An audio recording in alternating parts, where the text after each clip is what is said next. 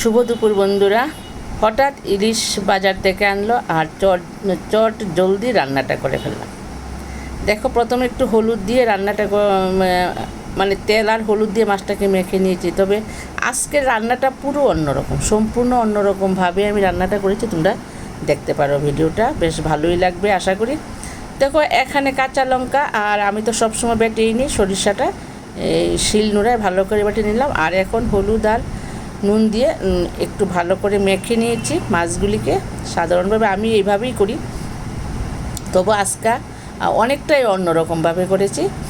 আর এখন একটু একটু করে মাছটাকে ভেজে নেব, আস্তে আস্তে অল্প অল্প করে ভেজে নিয়ে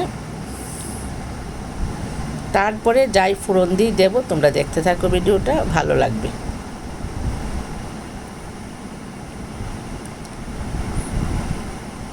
তাড়াতাড়ি মাছ রান্না কীভাবে করতে হয় সেটাই আজকে তুলে ধরা। একদম মাছ এনে টানে চলে যায়,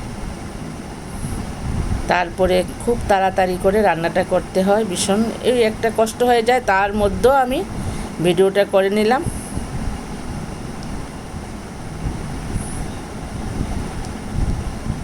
মাছটা বেশ পুষ্ট, পিসগুলিও বেশ ভারী ভারী।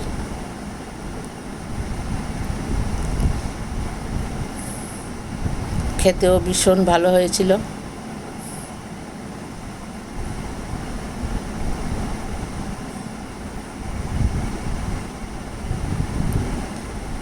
মোটামুটি মাছগুলি ভাজা হয়ে গেছে, বেশি না, একটা একটা হালকা হালকা করে ভেজে নিচ্ছি। একটা একটা উল্টা নিয়ে দিয়ে দিলাম। এখন সবগুলি ভাজা হয়ে গেছে। দেখো, ফোড়নে দিয়ে দিলাম কাঁচা লঙ্কা আর কালো জিরে। এটা হলো ইলিশ মাছের মেইন মশলা, ফোড়নটা। তারপরে এখানে দেখো কাঁচা লঙ্কা আর সঙ্গে একটু পেঁয়াজ বাটা দিয়েছি। ভালো করে পেঁয়াজটা কষিয়ে দেব। আর অনেকে আমরা এমনিতে পেঁয়াজ ছাড়াও করি, কিন্তু আজকে পেঁয়াজ দিয়ে করেছি। তবে শুধু সরিষা দিয়ে করলেও কিন্তু খুব ভালো। ইলিশ মাছের সঙ্গে যে আসল মশলাটা সরিষা, সেটা দিয়ে করলে তো খুবই ভালো হয়। আর আজকে আমি পেঁয়াজ কষিয়ে তারপরে দেখো খুব ভালো করে একদম পালিশ করে শিলনোড়ায় বেটে নিলাম। সেই সরিষাটা বেটে নিয়ে একটু কষিয়ে নিচ্ছি, বেশি সময় কষাবো না। আর খুব গন্ধ বেরিয়েছে কষানোটার সঙ্গে সঙ্গে।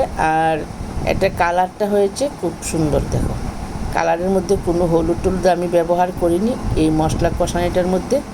আর এমনিতেই কালারটা এমন হয়েছে, একটু সাদাটে ভাব আছে। সর্ষের যে কালারটা, সেই কালারটাই এসছে।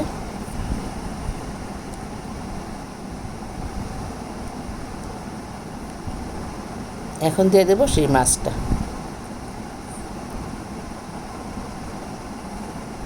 মাছটা দিয়ে একটু নেড়ে চেড়ে নিচ্ছি।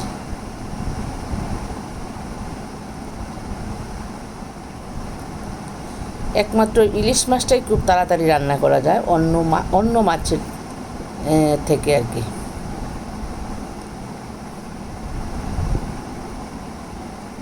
গরম গরম ভাতের সঙ্গে তো হেভি লাগে। হালকা করে একটু জল দিয়ে দিলাম। এবার গড়গড়ি আসবে, গড়গড়িটা আসলে দিয়ে দেবো কয়েকটা কাঁচা লঙ্কা।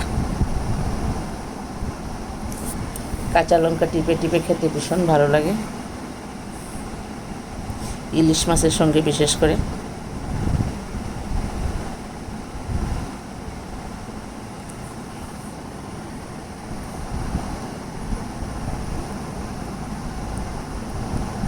স্বাদ মতো নুন, কাঁচা লঙ্কা পড়ে গেল। দেখো, রান্নার কালারটা কত সুন্দর হয়েছে, খুব সুন্দর একটা কালার হচ্ছে, লাইট কালারটা কত সুন্দর হয়েছে। দেখো, এবার একটু ঢেকে দিতে হবে। দেখো, মানে ঢাকনাটা সরানোর পরে গড়গড়িটা কীরকম আসছে, কত সুন্দর হয়েছে রান্নাটা, কত কালারটা কত সুন্দর। খেতেও ভীষণ টেস্ট হয়েছিল কিন্তু।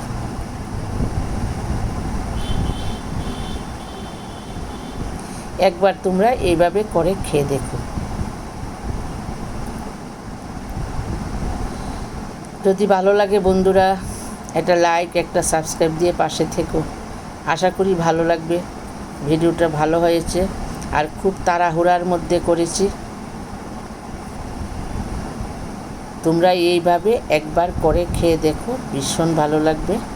গরম গরম ভাত আর গরম গরম ইলিশ মাছের ঝোল, অত্যন্ত টেস্টি টেস্টি একটি খাবার। বন্ধুরা, বাই।